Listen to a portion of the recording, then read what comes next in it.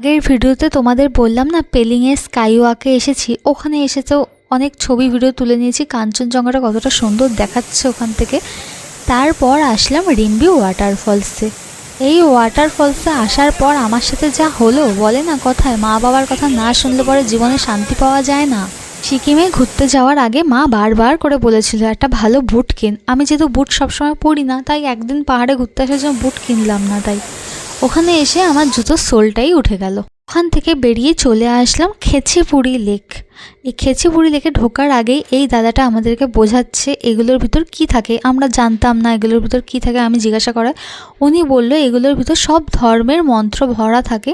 যে যে ধর্মে সে সেই ধর্মের মন্ত্র পড়ে এটাকে ঘোরাতে হয়, তাহলে তাদের মনস্কামনা পূর্ণ হয়। এখানে জাত ধর্ম নির্বিশেষে হিন্দু মুসলমান সবাই এটা ঘোরাতে পারে। এটা হলো সেই খেচিপুড়ি লেক।